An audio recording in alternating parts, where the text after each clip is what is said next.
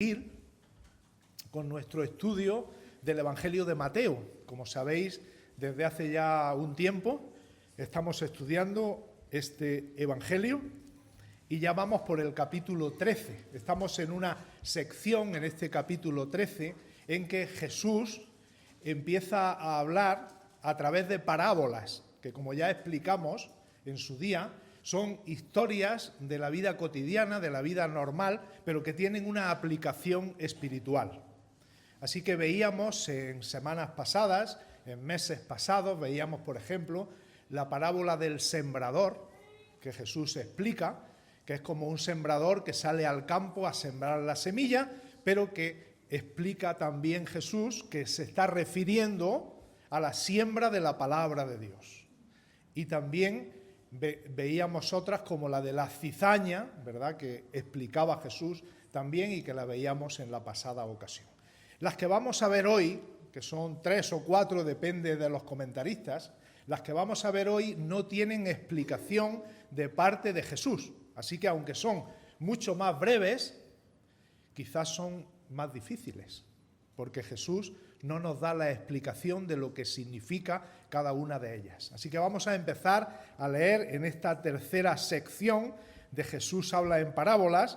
Vamos a ver la parábola del tesoro escondido, la de la perla, la de la red y la de las cosas nuevas y viejas. Y para eso vamos a empezar a leer en Mateo capítulo 13, desde el versículo 44 hasta el 58. Vamos a leer la palabra de Dios. Y dice así la Escritura en Mateo capítulo 13. En el versículo 44 dice: además, el reino de los cielos es semejante a un tesoro escondido en un campo, el cual un hombre halla y lo esconde de nuevo, y gozoso por ello va y vende todo lo que tiene y compra aquel campo. También el reino de los cielos es semejante a un mercader que busca buenas perlas, que habiendo hallado una perla preciosa, fue y vendió todo lo que tenía y la compró. Asimismo, el reino de los cielos es semejante a una red que echada en el mar recoge toda clase de peces, y una vez llena la sacan a la orilla y sentados recogen lo bueno en cestas y lo malo echan fuera. Así será el fin del siglo. Saldrán los ángeles y apartarán a los malos de entre los justos y los echarán en el horno de fuego. Allí será el lloro y el crujir de dientes. Y Jesús les dijo: ¿habéis entendido todas estas cosas? Ellos respondieron: sí, Señor.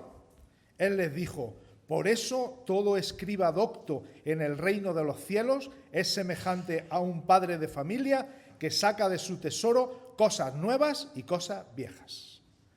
Aconteció que cuando terminó Jesús estas parábolas, se fue de allí, y venido a su tierra, les enseñaba en la sinagoga de ellos, de tal manera que se maravillaban y decían: ¿de dónde tiene esta sabiduría y estos milagros?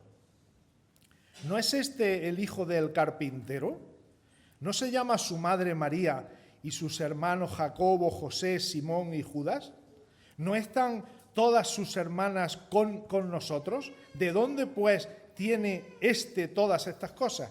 Y se escandalizaban de él. Pero Jesús les dijo: no hay profeta sin honra, sino en su propia tierra y en su casa. Y no hizo allí muchos milagros a causa de la incredulidad de ellos. Hasta aquí la lectura de la palabra del Señor. Y como siempre pedimos que haga bien a nuestros corazones y que también a través de ella el Señor reciba la gloria. Amén.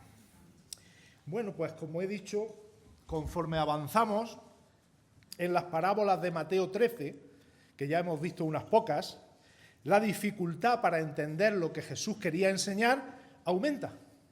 Porque, como he dicho antes, estas parábolas no las explica Jesús, así que tenemos que dar la aplicación nosotros. Y es, como digo, un asunto bastante complicado. Vamos a dar la explicación más probable, la que los comentaristas intentan dejarnos para que armonice con el resto de las parábolas y con el resto de la Escritura, ¿verdad? No podemos decir nada que esté en contra de lo que el Señor enseña en otros lugares. Es por eso por lo que tenemos que ir con mucha cautela, pero claro, la interpretación que damos de ellas no va a ser definitiva. Es decir, lo que yo voy a decir hoy aquí, alguien puede decir, bueno, pues según otros comentaristas hay una parábola que no se interpreta de esa misma manera. Pero bueno, vamos a ir paso a paso, veréis cómo también para quedarnos con la lección principal no es tan difícil. La del versículo 44 os suena mucho, ¿verdad? Porque fue el mensaje de la semana pasada. Así que nuestro hermano Santi Hernán empleó toda la hora para explicar la parábola del tesoro escondido. Y vamos a recordar simplemente algunas cosas, para que se nos quede esa aplicación que creo que nos hace falta, junto con las demás parábolas. La parábola del tesoro escondido. En los tiempos de Jesús, como no había cajas de ahorro, no había bancos en donde meter el dinero, las joyas, el oro, la plata, se solía esconder. Era algo común que en una finca o en un campo se escondiera un tesoro, que solamente el que lo escondía lo sabía, y cuando lo necesitaba iba y lo desenterraba y podía coger el tesoro. Aquí Jesús lo que hace es tomar, como digo, una historia de la vida normal, de la vida real, para explicar una verdad espiritual. Y la historia nos refleja con gran sencillez que un hombre que va por un campo se encuentra, no sabemos de qué manera, pero se encuentra de manera casual con un tesoro que está escondido en ese campo, que no es su campo, es el campo de otro. ¿Y este hombre qué hace? Va y vende todo lo que él tenía, vende su casa, vende sus otras fincas que podía tener, vende animales, etcétera, ¿verdad? Todo eso no se nos dice, pero se nos dice, vende todo lo que tenía y va y compra aquel campo en el que hay un tesoro escondido, para poseer aquel tesoro que él considera que es lo más precioso que hay.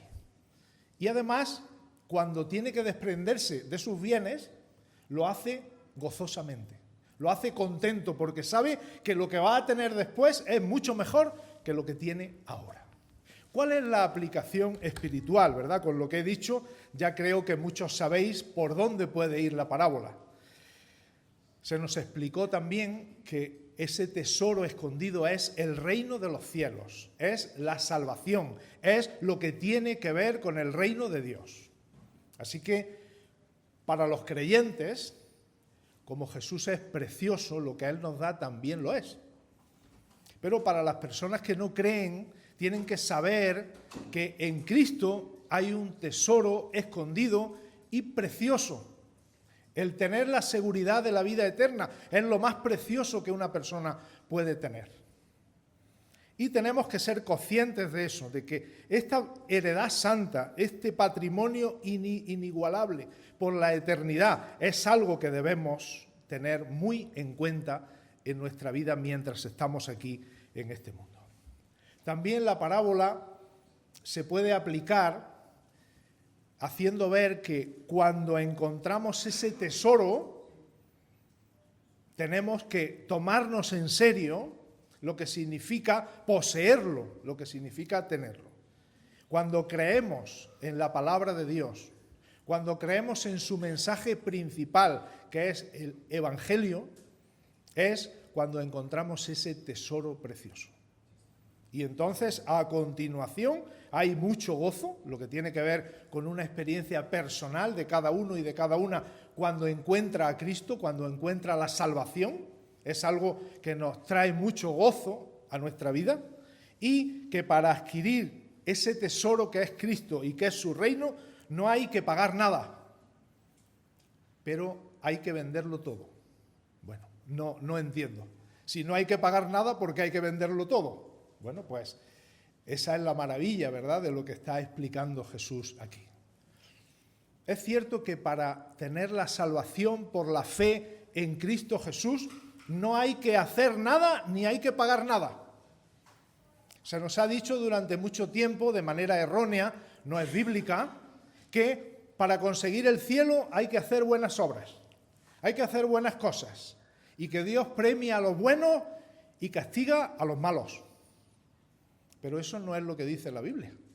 Si leéis la Biblia despacio, veréis cómo Dios tiene en cuenta cuando hacemos cosas buenas, pero Dios dice que todos somos malos, que todos nos hemos apartado de su gloria, todos nos hemos apartado de su voluntad. Y que por eso, si no llega a ser porque Él envía a su Hijo Jesucristo, no hubiéramos podido ser salvos ninguno. Pero como leía Alfonso antes, Dios envió a su Hijo Jesucristo para que pagase por nuestros pecados, para que ahora, de pura gracia, sin merecerlo, nosotros podamos tener la salvación y podamos tener la vida eterna al lado de Dios. Ese es el mensaje del Evangelio. No tienes que hacer nada, no tienes que aportar nada. Tus malas obras el Señor las perdona.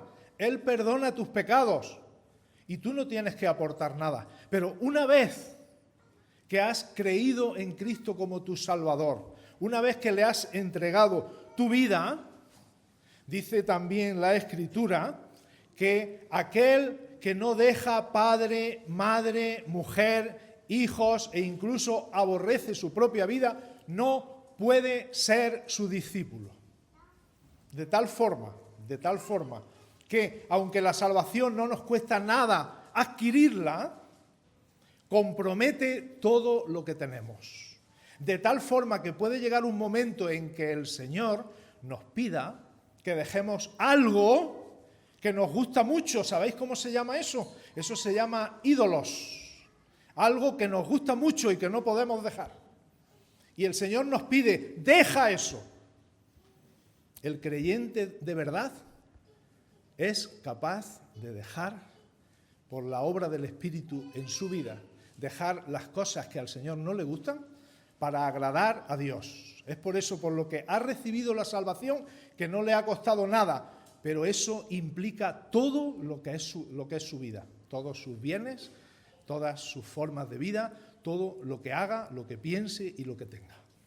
Eso es lo que realmente nos quiere enseñar la parábola del tesoro escondido. Escondido en un campo en el cual un hombre lo halla y vende todo lo que tiene para tener aquel tesoro. Ese tesoro es el Señor Jesucristo. Y hace falta entregar todo lo que tenemos por tal de no perder ese tesoro que es Cristo.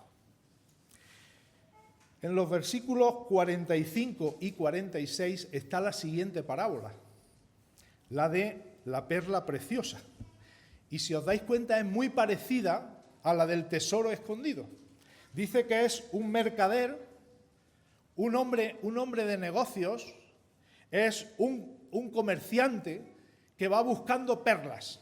Es alguien que vende y compra y va buscando perlas. Y llega a un lugar y encuentra una perla muy preciosa, la mejor que él ha visto nunca en toda su experiencia de compra de perlas o de compra de joyas. Y ve aquella perla y la ve tan preciosa que cuando la halla vende todo lo que tiene para comprar esa perla preciosa. Os dais cuenta que es muy parecido, ¿verdad?, al del tesoro escondido. Encuentra el tesoro, se da cuenta de lo que eso vale y vende todo lo que tiene para tener el tesoro. El mercader de la perla encuentra esa perla tan especial y vende todas las demás que tiene para comprar esa perla especial. Y de nuevo, esa perla especial es el reino de los cielos, esa perla especial es Cristo, por la cual vale la pena perder todo lo que tenemos para ganar a Cristo, vale la pena. Y aquí la aplicación, ¿verdad?, es que puede ser que seamos personas que estemos buscando, como aquel mercader, estemos buscando la verdad, estemos interesados en conocer a fondo todo lo que tiene que ver con la religión, todo lo que tiene que ver con el más allá, todo lo que tiene que ver con la filosofía y digamos, voy a buscar en todos los lugares, en el hinduismo, budismo, en el islamismo, en todas las religiones, quiero buscar la verdad. y en esa búsqueda alguien un día te hable de Jesucristo. Y alguien un día te diga, Jesús te ama. Jesús vino al mundo a morir por tus pecados. Jesús ha hecho lo que nadie puede hacer, y es justificarte delante de Dios para que tú puedas entrar en el cielo. Cuando la persona escucha aquello, dice como la mujer samaritana, yo tenía mucha sed, pero ahora he encontrado el agua que me quita la sed. Y no voy a tener ya sed jamás, sino que el agua que yo tengo, que voy a tomar en Cristo, es un agua que va a fluir de mí para vida eterna. Así que ese agua que quita la sed, esa perla preciosa, ese tesoro escondido que es Cristo, hace que nosotros, por tal de tenerlo a Él, seamos capaces de abandonar cualquier otra cosa, por tal de no perder a Jesús. También nuestro hermano Santi Hernán, la semana pasada, nos comentó algo sobre el joven rico. Yo quiero solamente dar otra pincelada sobre este personaje que aparece en los evangelios. Mirad, el joven rico era un hombre que tenía muchas posesiones. Quizá tendría oro, plata, quizá tendría negocios, quizá tendría fincas. Era un hombre joven, pero que tenía abundancia, tenía mucho. Y cuando se encuentra con Cristo, él quería saber cómo llegar a la vida eterna. Y Jesús le podía haber dicho fácilmente, mira, no tienes que hacer nada, solamente tienes que creer en mí. Pero Jesús sabía dónde estaba el corazón del joven rico. ¿Sabéis dónde estaba? En sus riquezas. Amaba más a sus riquezas que a Dios. Y por eso Jesús no quiere que ese joven rico a todas sus posesiones añada una más. Tengo fincas, negocios, oro, plata y ahora además tengo a Jesús. En nuestro siglo XXI, hermanos, tenemos muchos inconvenientes, pero uno de los que tenemos más importante es que hay personas dentro de las iglesias que creen que Jesús es una posesión más. Creen que Él es un amuleto que pueden guardar en su estantería. Creen que Él es un diosecillo más de todos los que se pueden tener. No sé si habéis ido a cualquier examen de tipo oposición, pero yo me acuerdo cuando hace muchos años iba, que había personas que encima de la mesa ponían todas las estampitas de todos los santos. Y si tú le decías, oye, yo soy creyente, ora también a tu Dios por mí, porque lo importante es, ¿verdad?, que si no uno otro, alguno me dé el aprobado. Si es San Pedro, como si es San Juan, como si es la Virgen, es que me da igual. Pero lo importante es, entre todos mis santos, oye, pues si tú oras a ese Dios tuyo también, pues órale. Pero Jesús es el Hijo de Dios. Jesús no es uno más. Jesús no es aquel que tú puedes añadir a tu lista de personas en las que crees.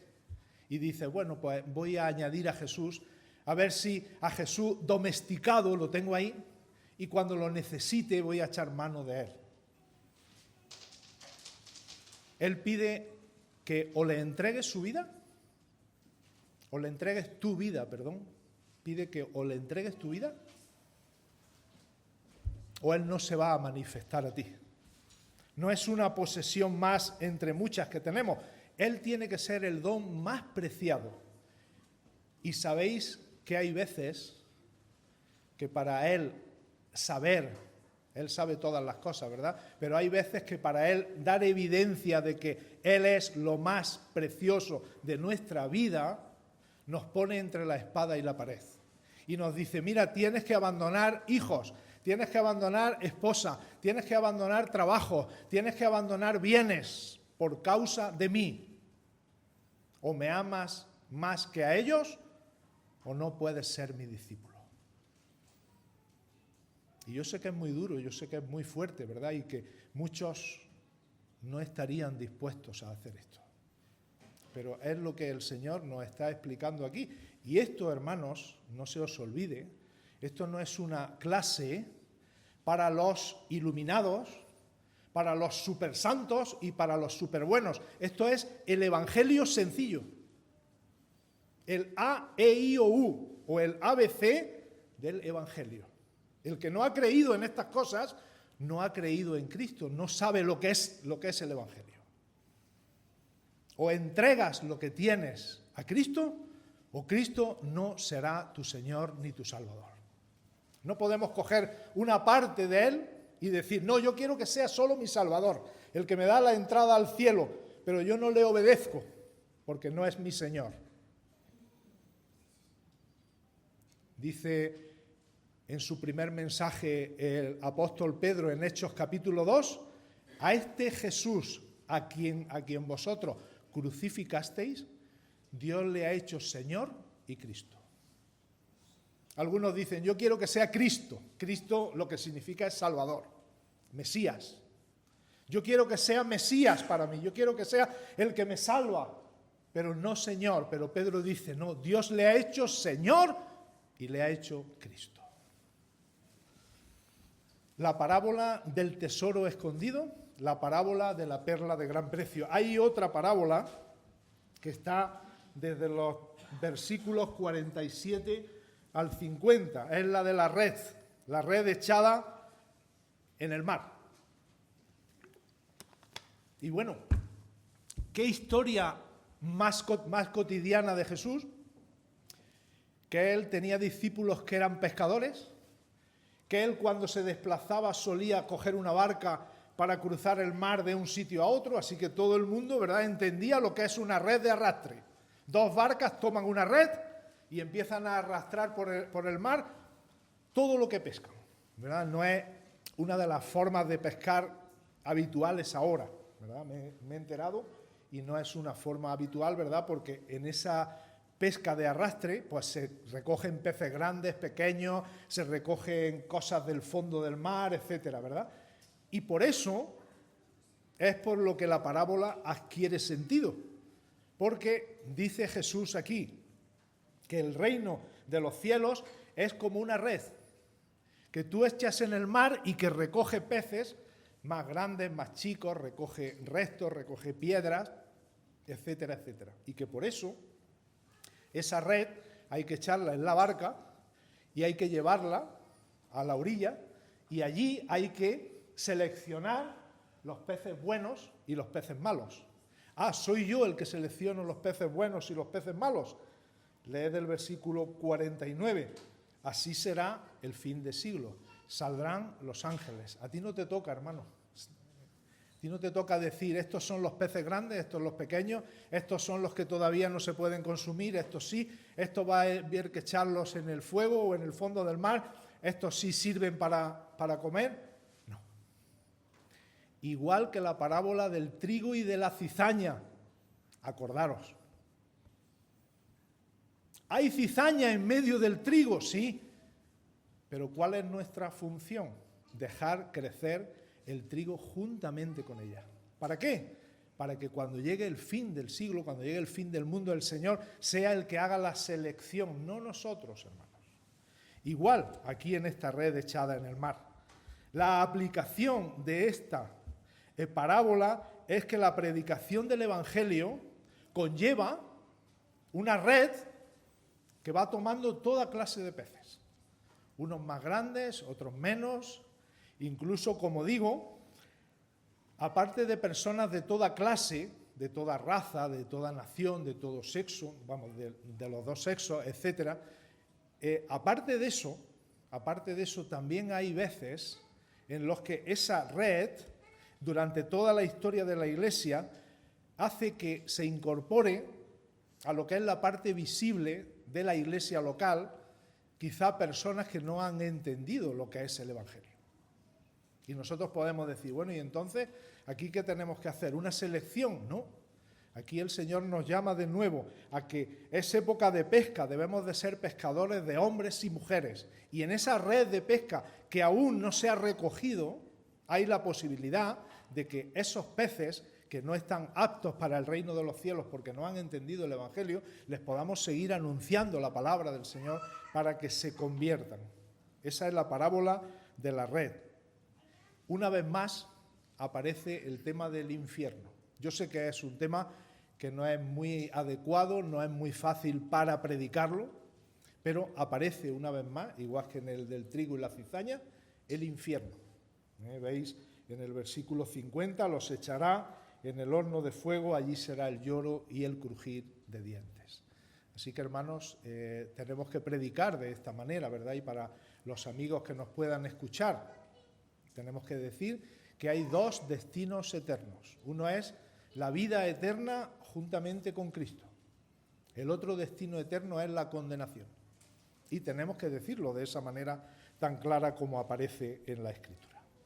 También vamos al versículo 51 ya, porque Jesús les dice algo, ¿verdad? Jesús no les está explicando nada, sino les está dando las parábolas. Y les dice, ¿habéis entendido todas estas cosas? Y ellos, benditos sean, dicen, sí, sí, Señor. Qué bien, ¿verdad? No lo podían haber explicado a nosotros, pero parece que estaban entendiendo más o menos cuál era el mensaje principal. Es por eso por lo que digo, si nos ponemos a hilar fino, ¿verdad? Los comentaristas empiezan a ir para allá y para acá, pero si queremos ver el mensaje principal de lo que Jesús quiso decir, no es tan difícil, ¿verdad? Él es sobre todas las cosas y hay una red, ¿verdad?, que va tomando de toda clase de personas para el reino de los cielos. Entonces, aquí Jesús les explica algo importante también. Hay quien se pierde al leer esto de todo escriba docto. Yo lo voy a intentar explicar para que nos podamos, entender, para que podamos entender todo esto que quiere decir el Señor aquí. El Señor le habla de un escriba docto en el reino de los cielos. ¿Eso qué es? Bueno, es una persona que interpreta de forma sabia. Es una persona inteligente que sabe interpretar lo que dice la Biblia, lo que dicen las Escrituras. Eso es un escriba docto, no como los escribas de los tiempos de Jesús, que interpretaban la Biblia como a ellos les parecía e incluso a veces la torcían. Y por eso Jesús les dice, mirad, vosotros tenéis que ser como un intérprete de la Biblia que es serio y que saca tesoros viejos y nuevos. Madre mía. ¿Y eso qué significa ahora? Bueno, también tenemos que irnos a aquella época, porque era una práctica habitual de las casas de aquella época, que la madre y el padre, pero especialmente el padre, era el que administraba los bienes que habían dentro de la casa.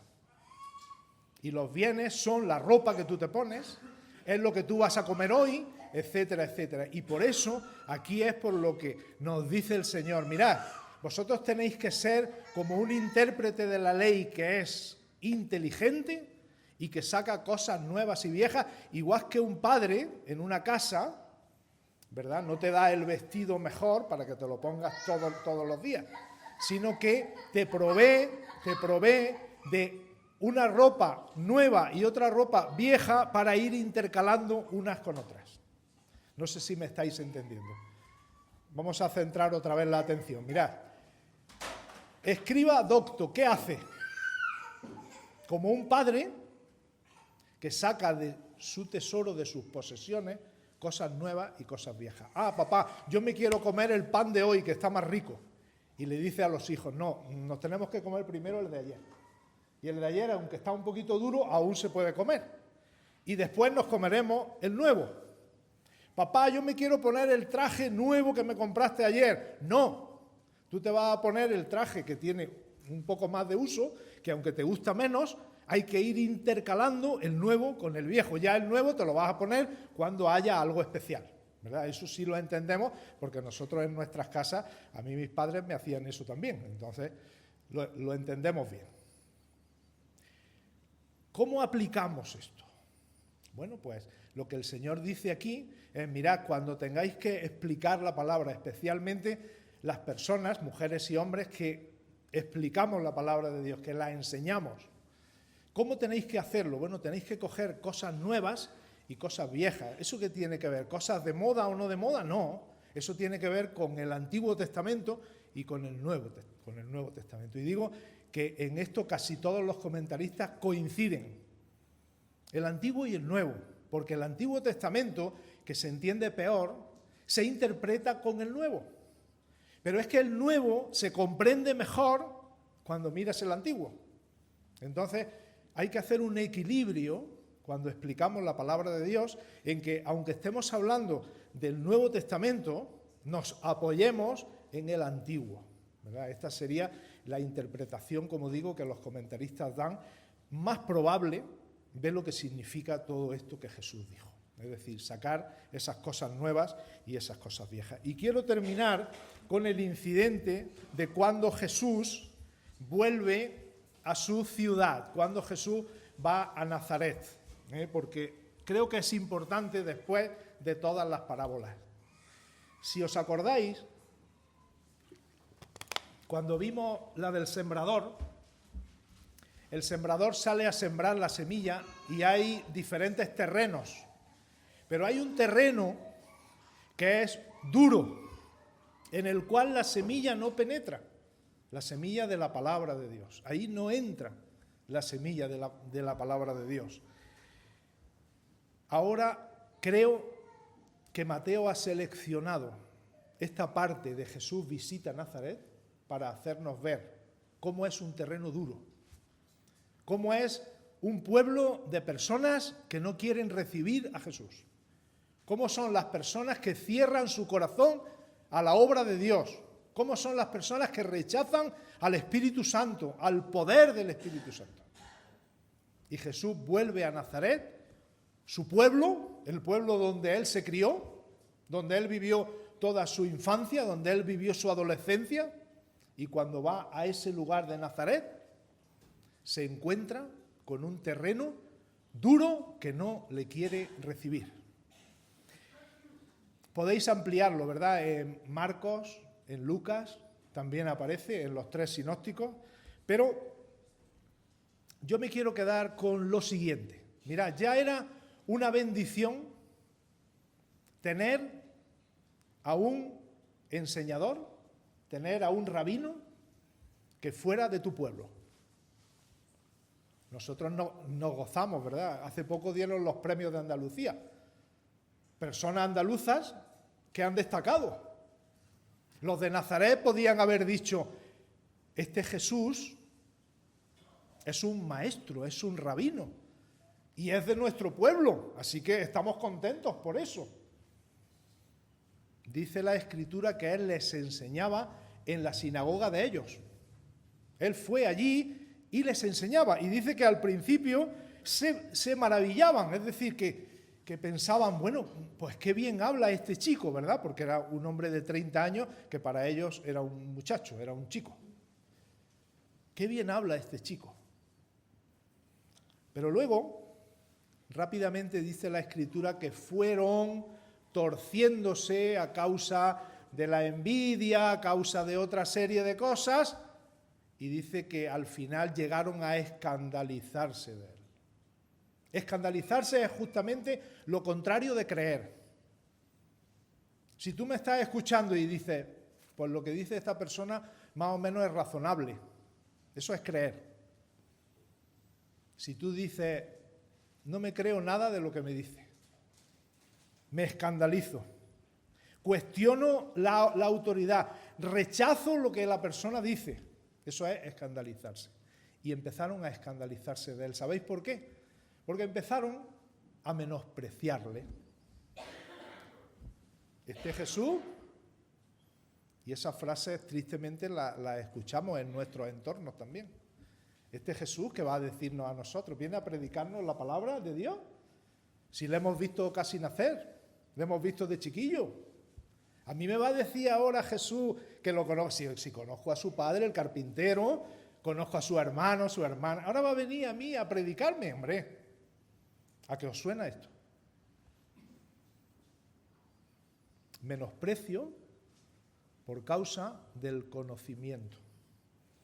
Nos llega uno que no sabemos de dónde es que viene del quinto pino, y no lo digo con desprecio, que no conocemos cuál ha sido su vida anterior y nos quedamos boquiabiertos, hermanos, y nos pasa a todos, no estoy señalando a nadie, nos pasa a todos.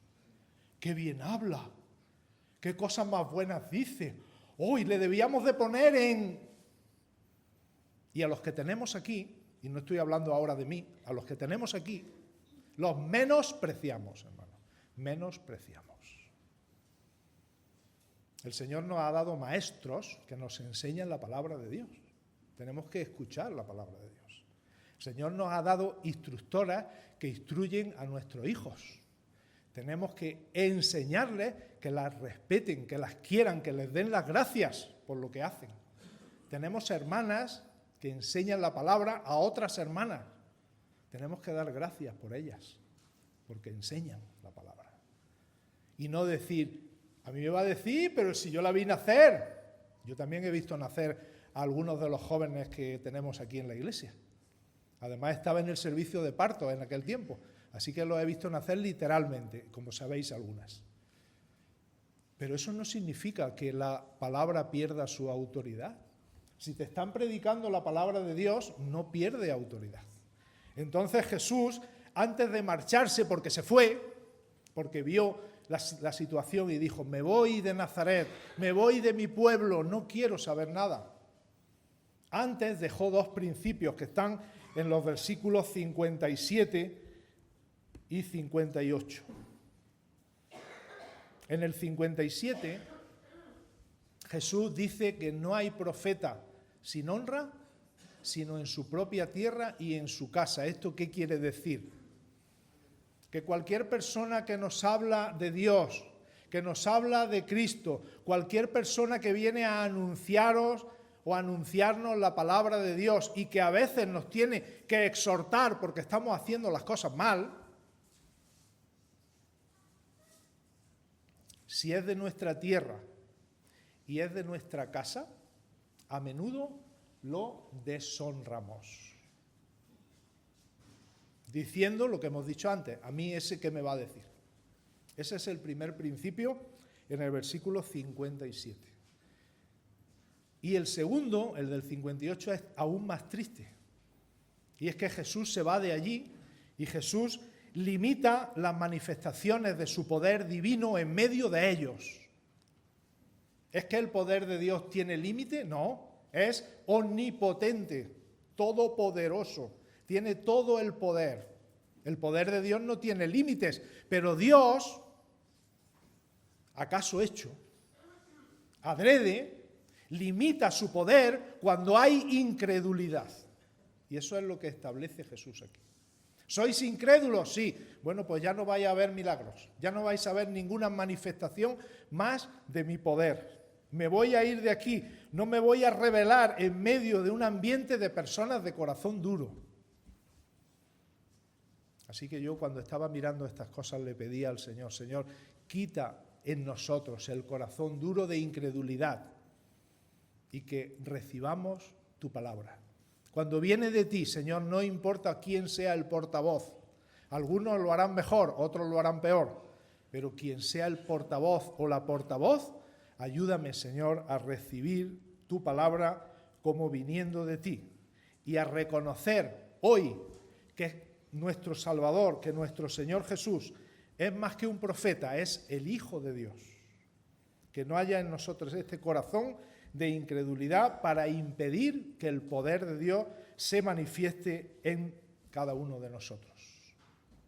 No os olvidéis de la frase de Jesús, si crees, verás la gloria de Dios. Muchas veces queremos ver la gloria de Dios para creer, pero en el Evangelio es al contrario. Tenemos que creer para ver la gloria de Dios. Que Dios nos bendiga. Amén. Vamos a orar.